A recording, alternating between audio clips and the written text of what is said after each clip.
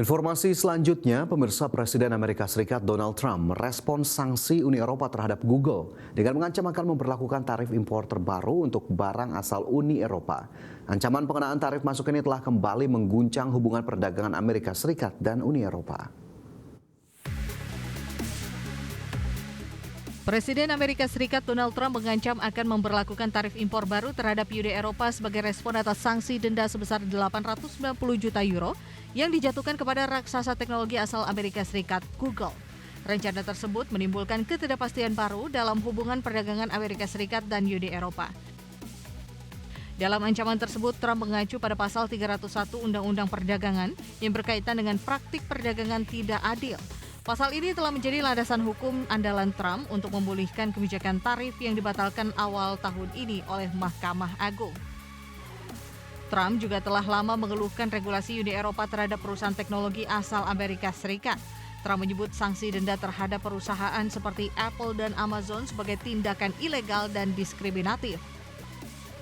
Ancaman pengenaan tarif masuk ini telah kembali mengguncang hubungan perdagangan Amerika Serikat dan Uni Eropa dalam tempo kurang dari 24 jam setelah pemerintahan Trump mengumumkan akan memberlakukan bea masuk setidaknya 10% terhadap produk-produk dari sekitar 60 mitra dagang, termasuk Uni Eropa. Trump berdalih penerapan tarif masuk 10% didasarkan pada keinginan untuk membatasi barang-barang yang diproduksi dengan tenaga kerja paksa. Berbagai sumber IDX Channel. Kepolisian Jerman menembak mati tersangka pelaku serangan penabrakan massal di Berlin akhir pekan lalu. Tersangka merupakan warga negara Jerman keturunan Lebanon yang lahir pada 2005. Kepolisian Jerman menembak mati seorang pria berusia 21 tahun yang diduga menjadi pelaku serangan tabrak massal di dekat perayaan Pride di Berlin. Sehari sebelumnya pria tersebut diduga menabrakkan sebuah minivan ke arah kerumunan massa hingga menewaskan satu orang dan melukai 29 lainnya.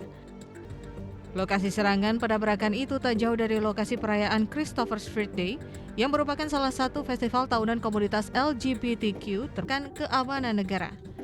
Berbagai sumber IDX Channel.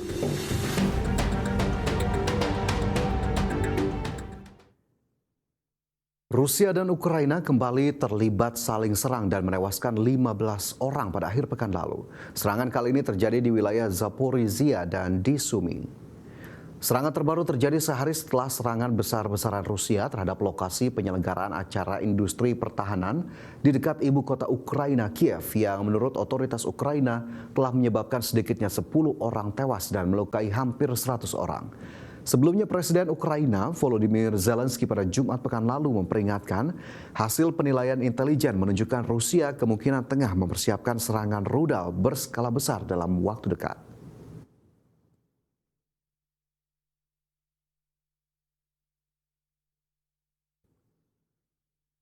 Pemirsa, Rusia memperpanjang larangan ekspor bahan bakar minyak hingga akhir tahun 2026.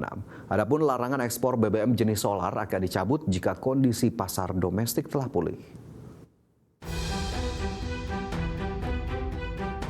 Pemerintah Rusia akan memperpanjang larangan ekspor bahan bakar minyak hingga akhir tahun 2026. Wakil Perdana Menteri Rusia Alexander Novak mengatakan, kebijakan itu ditempuh untuk memastikan stabilitas pasokan bahan bakar domestik. Novak menyebut keputusan tersebut diambil dalam rapat operasional pemerintah dan akan berlaku bagi produsen maupun non-produsen BBM. Menurut Novak, larangan ekspor BBM jenis solar akan dicabut jika kondisi pasar domestik telah pulih. Dengan demikian, kilang minyak di Rusia dapat terhindar dari kelebihan pasokan dan tidak perlu mengurangi volume pengolahan minyak. Rusia mengalami kekurangan bahan bakar secara nasional pada musim panas tahun ini akibat serangan terhadap infrastruktur energi Rusia di tengah konflik dengan Ukraina. Guna menstabilkan pasar domestik, pemerintah Rusia menerapkan serangkaian langkah strategis termasuk pembatasan sementara terhadap ekspor bensin dan solar. Adapun serangan ekspor yang saat ini berlaku semula dijadwalkan berakhir 31 Juli mendatang sebelum diperpanjang menjadi hingga akhir tahun ini. Berbagai sumber IDX Channel.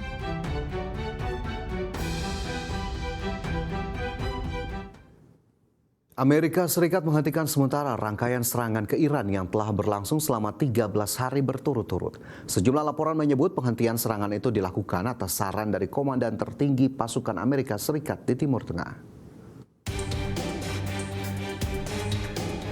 Presiden Amerika Serikat Donald Trump memutuskan menghentikan sementara rencana serangan lanjutan terhadap Iran.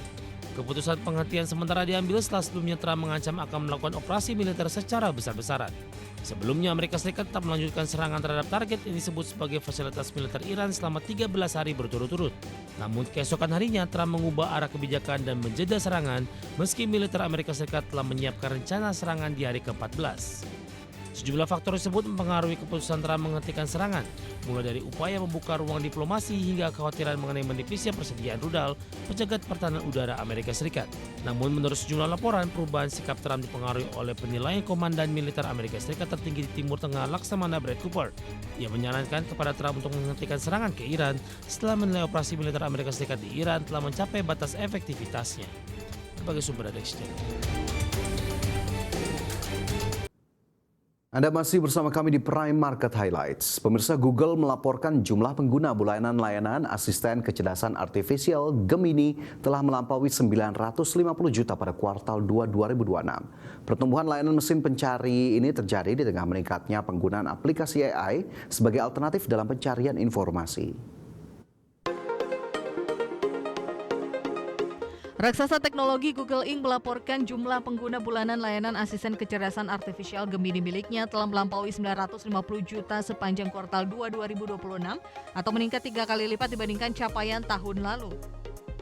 Sebelumnya pada Februari lalu, aplikasi Gemini tercatat telah mencapai 750 juta pengguna aktif secara bulanan atau semakin mendekati kinerja ChatGPT milik OpenAI yang dilaporkan telah mencapai 1 miliar pengguna aktif bulanan pada Juni 2026.